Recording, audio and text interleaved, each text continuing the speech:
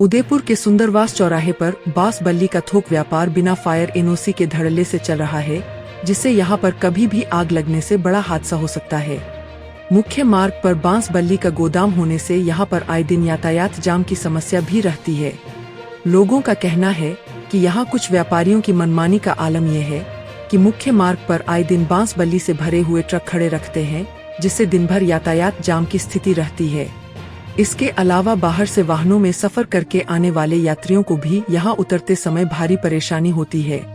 राहगीर बताते हैं कि बांस बल्ली का इतना स्टॉक होने के बावजूद फायर फाइटिंग सिस्टम नहीं होने से कभी भी आग लग सकती है और बड़ा हादसा होने की आशंका है।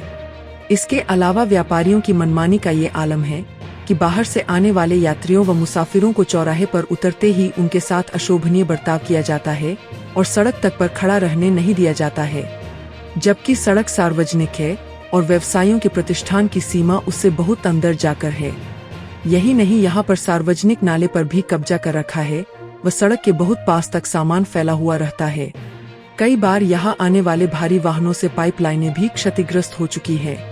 क्षेत्रवासियों का कहना है कि यहाँ से न सिर्फ अतिक्रमण हटाया जाना चाहिए बल्कि नगर निकाय को स्पष्ट लाइनिंग करके सीमाबंदी भी करनी चाहिए, ताकि दुकानदार सीमांकन की हदों में ही रहकर व्यापार करे व राहगीरों को भी परेशानी न हो।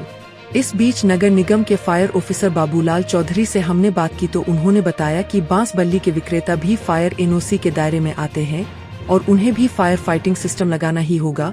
इस बारे में नोटिस जारी कर दिए गए हैं।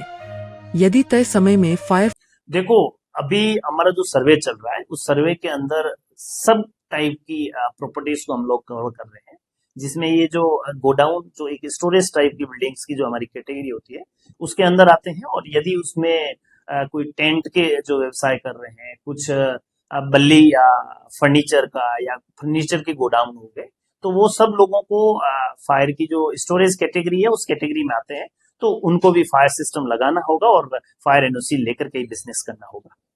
देखो, यदि बड़े लेवल पे कोई वुडन का, बल्लियों का और उनके जो गोडाउन है, यदि 250 वर्ग मीटर से ऊपर के एरिया को अंदर यदि वो बिजनेस कर रहे हैं, तो निश्चित रूप से वो फायर के सिस्टम एडेप्ट करने के दायरे में आ रहे हैं और उनको फायर सिस्टम एडेप्ट करना होगा और फायर डिपार्टमेंट से एनओसी लेना होगा।